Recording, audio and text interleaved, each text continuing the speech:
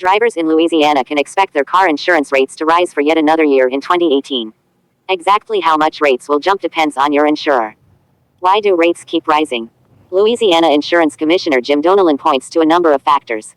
Louisiana has a high rate of uninsured drivers on the road, and many others carry the absolute minimum coverage, which encourages drivers to turn to the court system to get larger payouts when an accident occurs, he said.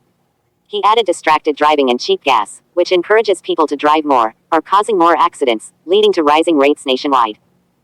Donelon said about 40% of Louisiana drivers get by with the minimum allowable coverage. Most cannot afford to buy a better option, he said. Another roughly 15% drive without coverage.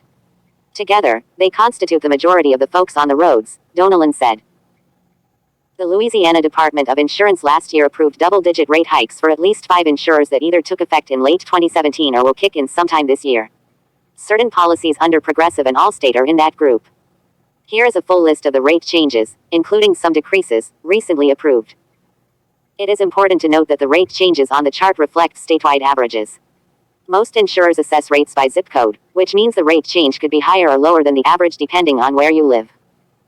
If you live in the New Orleans or Baton Rouge metro areas, it is likely your rate hike will be higher. Donelon noted rates are, on average, about 25% higher in the metro areas, where a large chunk of the state's auto litigation originates. That makes New Orleans one of the most expensive places in one of most expensive states in the country to buy car insurance. In 2017, Louisiana was second only to Michigan for pricey car insurance rates, with an average annual premium of $1,921, according to an analysis and ranking by Insure.com.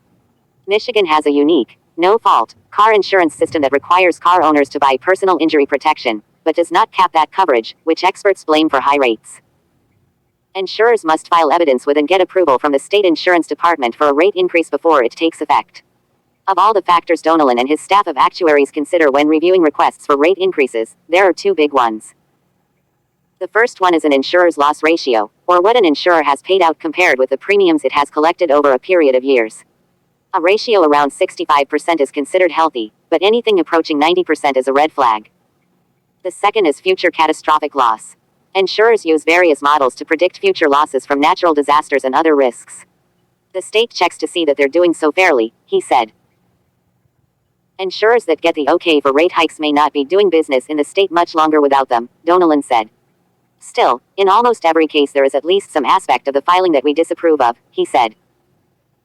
Of the 11 insurers with rate increases listed in the chart above, 6 received the rate hike they requested, according to Department of Insurance records.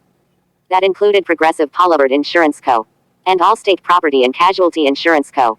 The remaining 5 companies were approved for rate hikes lower than what they had requested. Facing a rate hike this year? Consider shopping around for a new policy. Donelon said insurers in Louisiana are only allowed 1 rate increase a year, which, he thinks, provides a better picture of where rates are headed for the consumer. More insurers are offering so-called usage-based insurance, which uses odometer readings or in-vehicle devices to measure how much a car is used, an option for those who don't drive as often. As for a long-term outlook, Donelon noted insurance is a cyclical industry. Auto insurance rates in Louisiana were largely flat after Hurricane Katrina, though property insurance soared. Now the reverse is true, he said. That said, a number of trends could make it tougher for the auto coverage industry in coming decades, including the growing number of young people choosing not to drive and the increased likelihood of catastrophic flooding, especially in coastal Louisiana. Insurers doled out $700 million for damaged vehicles alone during the Louisiana flood of 2016. Newer vehicles, with their rear-view cameras, sensors and high-tech bumpers, are also getting more expensive to fix. The auto insurance market is in the midst of a sea change of cost and usage, Donelon said.